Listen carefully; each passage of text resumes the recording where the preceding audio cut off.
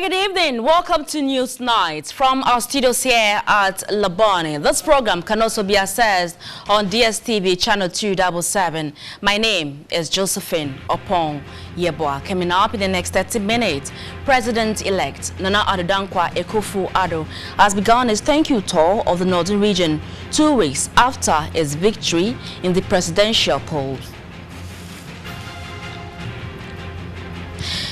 The NPP minority in Parliament expresses disappointment at what they call unilateral decisions being stampeded through Parliament.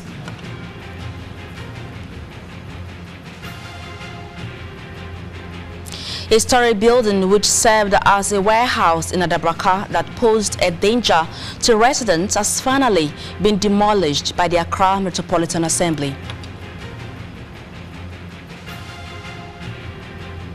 In business news, Bank of Ghana issues new guidelines the electronic money users and agent users to regulate mobile financial services in the country.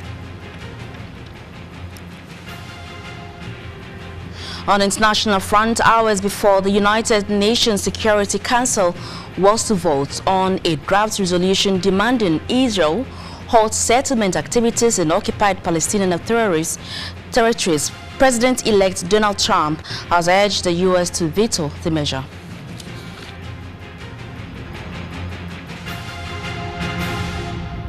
We begin with our first story, but before then, a gas filling station near the International Trade Fair Center has exploded. The cause of the explosion ensuing fire is unknown, but the fire is said to have spread across the road into the Trade Fair Center itself. We'll bring you a live report very soon. The NPP minority caucus in Parliament has expressed their deepest disappointment at unilateral decisions being taken to have Parliament approve of loans, suppliers credits agreement and project implementation agreement in the transition period. At a press conference earlier Thursday, Minority Leader Oseche Mensah-Bonsu stated that they cannot be part of processes and decisions which they consider illegitimate, particularly in the absence of handing over notes and report to Parliament. This is the Administrator General who is required under the law to submit copies of the handing over notes to Parliament. And because he himself had not had it on or before 7th of November, he was not in a position to deposit same, that is copies of same, with Parliament. So that's the reason. And I was saying that because our business is predicated on government business, if we don't know the activities which the handing over notes would cover, and also the projections ensuing from the handing over notes, Parliament will not be in a position to determine suo motu which events to transact business on. The majority leader is the leader of government business. He himself does not even have a silent copy of the handing over notes. So how are we to determine the business? Why are we in Parliament being compelled to approve of loans, for instance, when we don't know the import of the loans? Why is somebody telling us that we'll go and do a project implementation agreement when no such thing has ever come before Parliament? So we should open our eyes and then do what is right, just so that we save this country any future embarrassment, just so that we do not oversaddle the incoming administration. Those are the things that they are relating to. We also spoke about the hurried recruitment that is going on. What explains that? You have an agreement with the IMF that until the end of 2017, you are not going to do recruitment in the public service. The agreement is still pending. And of course, I do know that the IMF is coming in February, I think February, March 2017 for a review. That review has not happened. You make a budget for 2016, and you know the number of people in the system, in the public service. You have provided for their emoluments in your budget. You have done an interim budget for 2017, covering the first quarter. That interim budget doesn't take care of the new people that we want to recruit. So what is informing you to do what you are doing, if not for mischief purposes? All right, so you had Oseiche Mensah Bonso, minority leader in parliament there. Meanwhile, the majority in parliament have expressed amusement at the concerns raised by the minority in the House, saying that the minority should rather be happy and thankful to them since they will have the opportunity to implement the act when they are passed into law. The term of this government ends on the 6th of January 2017, and there are all these issues were pipeline items before the election. Some of them were loans that were contracted and they have a consequential tax waiver. And then some are also loans have been concluded by government, and that needs only parliamentary approval. Government has done the negotiation, and it's for government to just go and bring this into parliament for parliament to approve, so that in fact, they are even coming to implement, to execute those contracts. So I do not think that going to press and say government is doing something wrong should be the issue. If they think that government is doing something wrong, they should just go to court and quash whatever parliament will be doing. They are raising issues against everything. The principle that I've said about this, the loan, the same principle is applied to recruitment. Recruitment is engagement of people by government. It's a contract between government and the employee, and the person is coming to work for government and government pay. The term for this government ends on the 6th of January. So whatever is being done until the 6th of January is legal. Oh, they are not in power. How do they know that IMF conditionality said that they shouldn't employ? We are in power. When we have an agreement with the IMF and we are employing, that shouldn't be. If they know that IMF conditionality is that don't employ, then they shouldn't even raise any red flag. They should enjoy, they should be happy. Because if there is anything like that, we will not go ahead and employ. How will they suffer? So when Kufuor implemented the single spine, were they happy about that? You don't look at loans without initiating processes, procurement processes in the past. You see, these are things I'm telling you may be works in progress. Okay? They may be works in progress. And of course, when these loans are approved, they are funds to be used or utilized by the next government. It's not the NDC government that is going to use them. And so I think corroboratively, if it were the NDC just being selfish and not wishing success for the incoming government, I think some of this wouldn't have been wished to go through. So that then they will have to come and begin all over. And then time is then ticking for them because it's about 4 years. And so they should be happy. For me, that's the way I see it.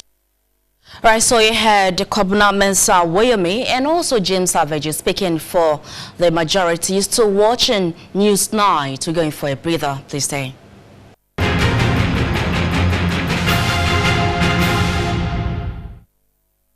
Hello again, you're still watching News Night from our studios here at Labwani. In other news, the president-elect, Nana Addo Dankwa Akufo-Addo, has begun his thank you tour of the northern region. 2 weeks ago, the NPP scored a stunning victory over the much fanciest NDC.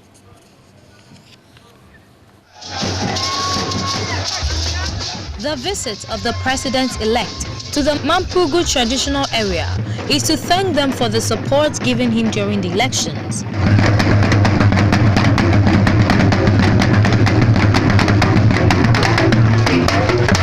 Nana Addo Dankwa Akufo-Addo told the Nairi and his people that his government will restructure the controversial Savannah Accelerated Development Authority (SADA) as part of moves to create more jobs for Ghanaians by improving agriculture.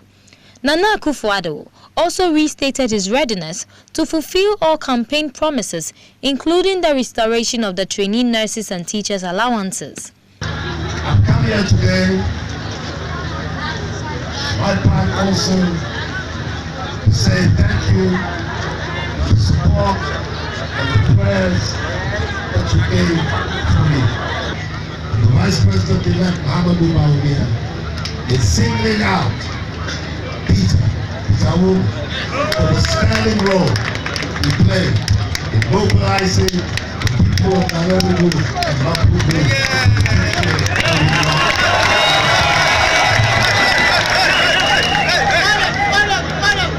And you can be sure that in the dispositions and the arrangements they are going to make about the government of our country, Peter is not going to be necessary.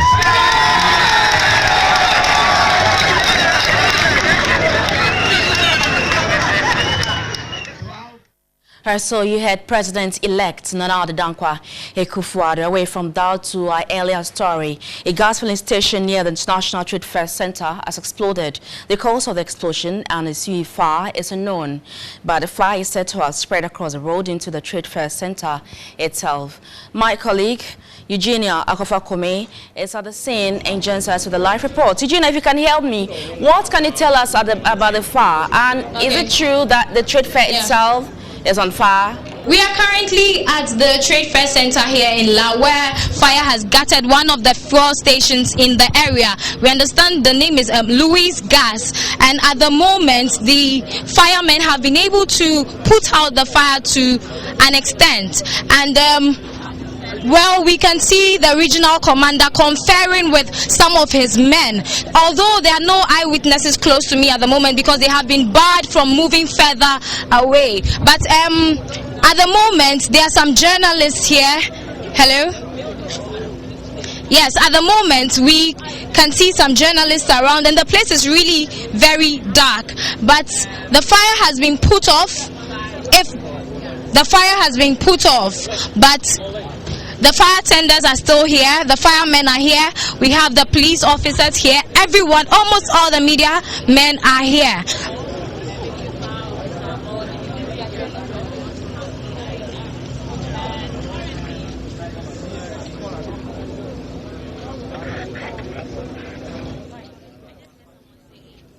The regional commander is still conferring with his men.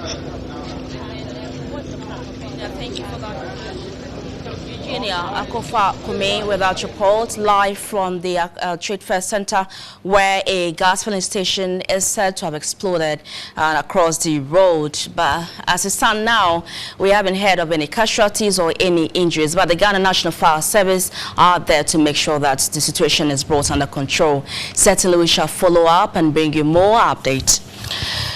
Meanwhile, Story warehouse in Adabraka raided with cracks and created much fear for residents have finally been demolished by the Accra Metropolitan Assembly. Gabriel Oboda-Togbo-Ashon, who has been following this report, bring us more.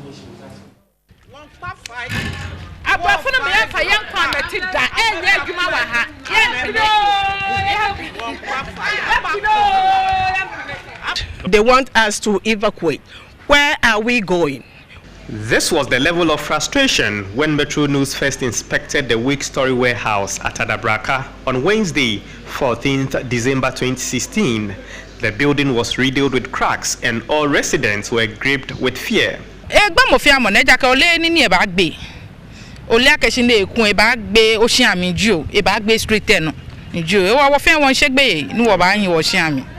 forbid, in the earthquake, thunderstorm, anything, it can happen. This thing should have come down within 24 hours, not 3 weeks. The Accra Mayor, Alfred Okuvandapo, inspected the structure on the same day and ordered its demolition. The structure is not safe. And based on the report, this morning I have ordered that the building should be cautiously controlled, demolished. Electricity cables were disconnected, residents evacuated, and a controlled demolition has been done a week on. You can see that this has been done. You can see all the players down. This is an indication. It is locked. And the one to my left too, is locked. And those within the neighborhood have all relocated. Workers were seen still working busily to ensure the exercise is well completed. There has been a call to probe into granting of permit to owner of the building and punish anyone who may be found guilty. It is the belief that such a step would serve as deterrent to corrupt officials who may have been compromising on core principles. Metro News shall continue to follow up and keep you informed. From Adabraka here in Accra, this is Gabriel Oboda-Togbo-Ashon reporting for Metro News. So that's a swift response by the Accra Metropolitan Assembly. Let's go for a breather. Please stay.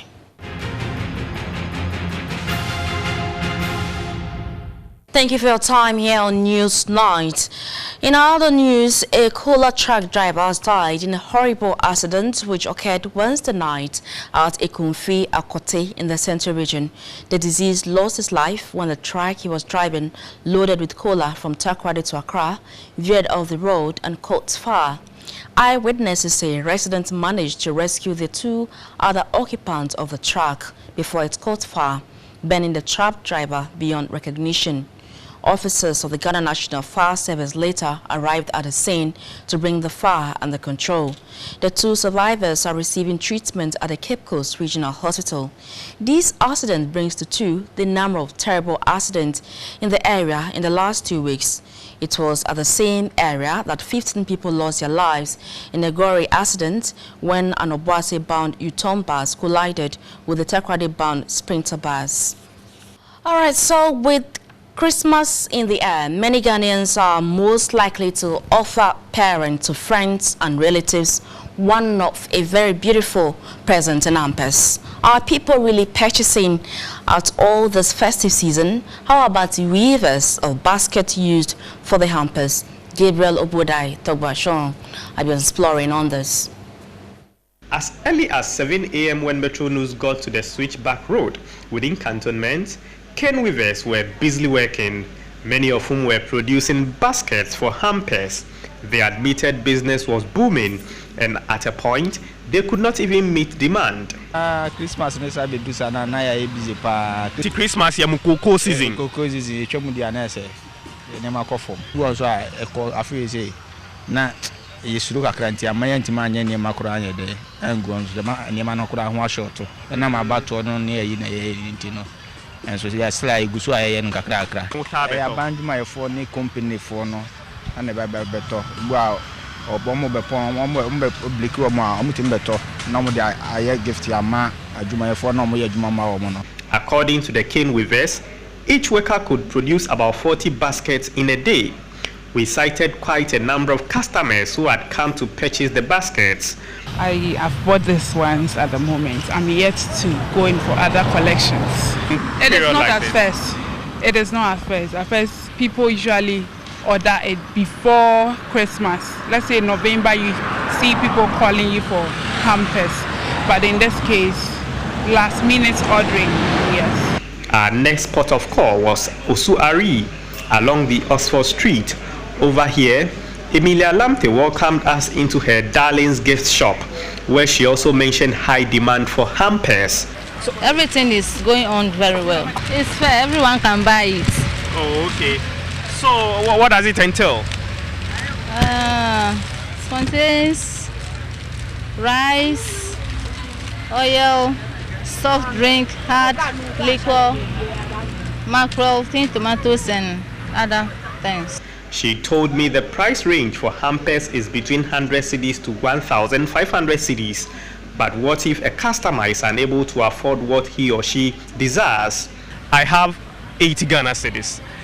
Can you describe how my hamper will be looking? It will be smaller than this, but it will contain everything you need for cooking or drinking. So kindly describe them for us. Okay, you have rice, you have wine, you have mackerel, you have oil, tinned tomatoes and biscuits, Coke. Oh. Yeah. 200 Ghana, I can give you series. I'll give you about 2 series. I'll give you Exeter condensed beef. I'll give you Star Kiss. I can give you oil.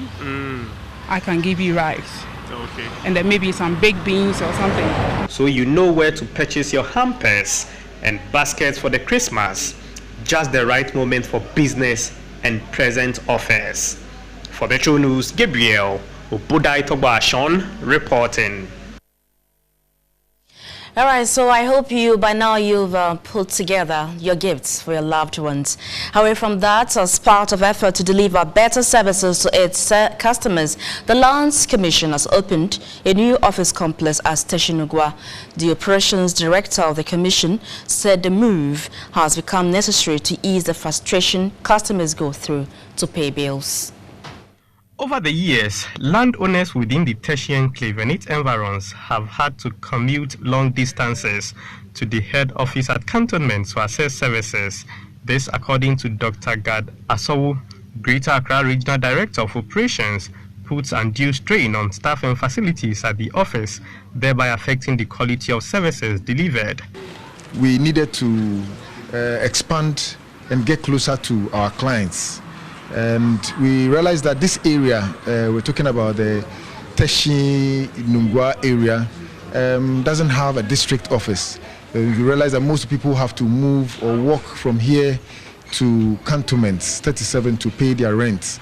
So we thought it wise to set up this office, get closer to our clients, and to reduce the frustration and the hassle they have to go through just to honor their rent payment obligation. So he also disclosed that the commission will partner local landowners within the district to mobilize resources for development. We envisage a strong collaboration between the office and the various customary landowners.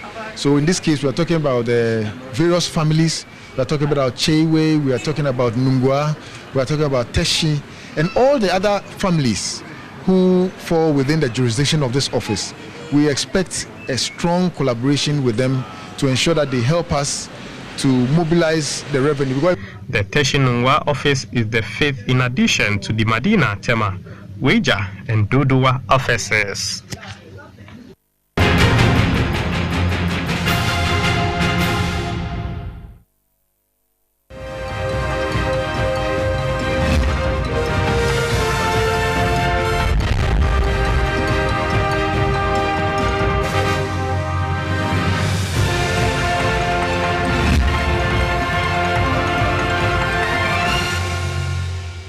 In business news, the authorities of the Bank of Ghana have engaged some bank managers who are operating the mobile money transfer system to broaden their knowledge on the mobile money operations and also educate them on how to check irregularities in the system and find ways of strengthening the mobile money operations. The mobile money floats balance saw a growth rate of 220.57%, which is 62.83 million cedis in 2013. In 2014, the growth rate was 225.51%, amounting to 223.33 million cedis.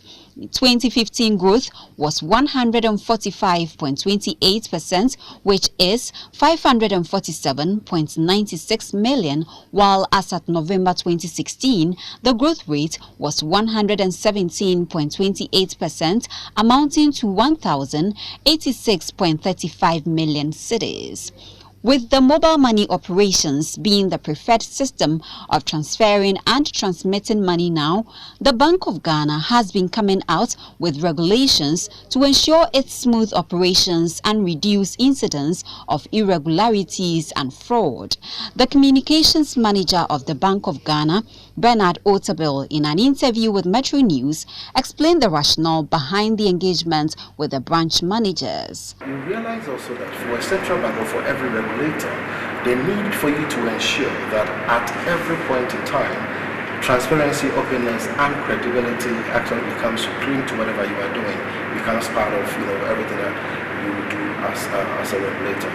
Then again, also you realize that the various banks have introduced their own ways of detecting how counterfeits should be treated in that particular sense. So if you don't find the money into the system, then the only way is that you find people who use other means of producing that money and circulating, but invariably this money is taken care of. Bernard Otabil emphasized that financial growth is founded on credibility and there was the need for mobile money transfer operations to be credible. He also touched on some measures taken by the Bank of Ghana to help check fraud and money laundering through the mobile money operations. Mobile money was introduced in Ghana in June 3, 2009 under the branchless banking guideline. Passage of e-money and agents guidelines was also passed in July 2015 to replace the branchless banking guideline in order to overcome its shortcomings and also broaden the scope. Oppong-Yeboah Beer, Accra Breweries Limited ABL, cassava beer brand has initiated a sustainable livelihood project in selected communities across the country.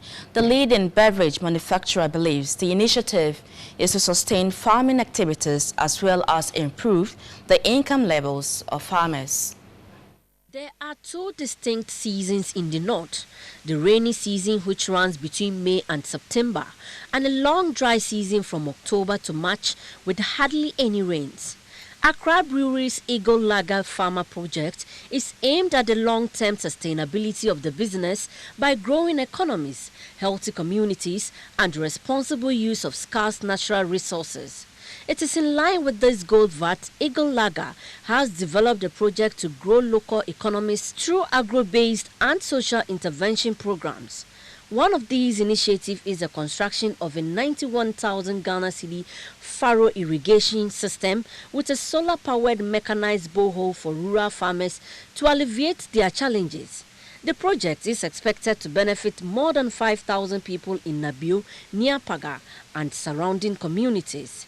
Inaugurating the project, George Nontera, the district chief executive of the area, noted that the project is to offer an alternative to rain-fed agriculture, thereby enabling the farmers to cultivate their dry season vegetable farming. I'm very grateful to Accra Brewery for providing the people of Nabio this mechanized borehole.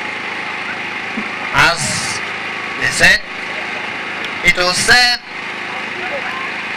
by providing good drinking water to the people and also for irrigation. Jerry Goka, Senior Brands Manager in charge of the Eagle Farmer Project, said the introduction of the Eagle Lager beer has created a significant number of direct and indirect sources of employment for farmers and others along the value chain. The initiative was aimed at actually giving them good drinking water and at the same time serving as a source of irrigation for their vegetables. And this is the fourth project we are commissioning since we started last year. We know we are a profit-oriented business, but at the same time too, we believe that when our communities grow, we as a business can also grow. When our communities are strong and healthy, they have a regular source of income, we believe that we can also grow as a company.